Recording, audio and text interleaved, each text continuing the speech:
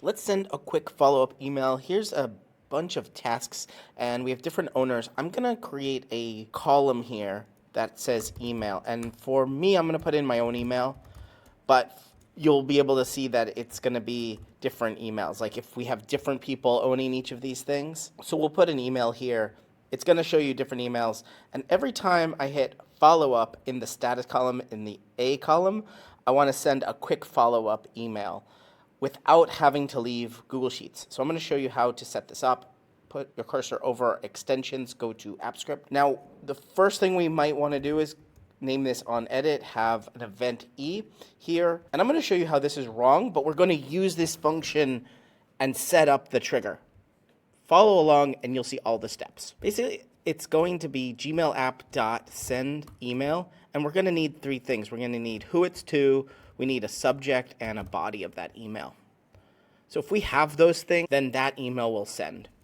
So let's do variable to is equal to someone, right? It's going to end up being someone at gmail.com or something. We have a subject, which we might want to include the project name or the task description here. So we might say, how's this going? And then add here the task. And the body of the email will be, again, just very quick. Hey, just checking on the above. So here we have this task name. We need to get that. We need to get the email address we're sending to. So how do we get that? We're going to use this E or this event here. And with this onEdit function, and I'm going to show you another onEdit function that's going to have exactly the same stuff. So we can code all of this here. We know what row we're on by going e.range.getRow. We know what column we're on as well, e.range.getColumn. We know what value the edit is or the text is changing, e.value. And we also know what sheet we're on, spreadsheet app.getActiveSpreadsheet, getActiveSheet, getName. And now this email that we're sending, we only want to send it when there's certain criteria met. Our edit is not going to be on the header row. Our edit is going to be in the first column, and the text we're going to change is to follow up. So let's put all that there. If row is greater than 1, 2 ampersands to say and, column is equal to 1, meaning is equal to, that's 2 equal signs here. 2 ampersands for and, value is equal to follow up, another 2 ampersands, and make sure our sheet is tasks. Make sure that's 2 equal signs there. And we're going to put curly brackets here and execute something if all of that is true. So let's move all of that text into here. Let's format our document. Let's save it. Now, what's going to happen is it's going to actually give me an error.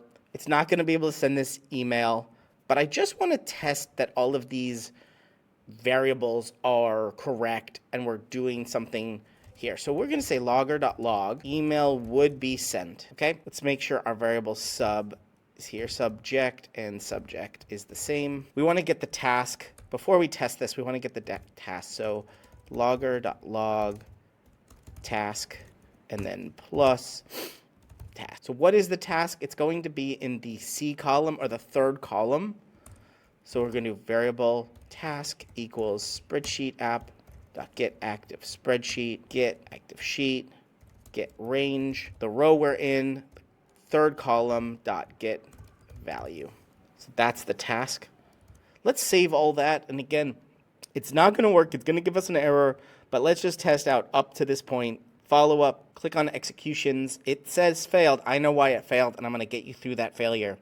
But I just want to test that the values are coming through. So we're going to hit refresh for a few moments. It takes a little bit of time to get our log here. Their email would be sent. Clean duplicate contacts. Was that correct? Clean, yes. And I know why it failed.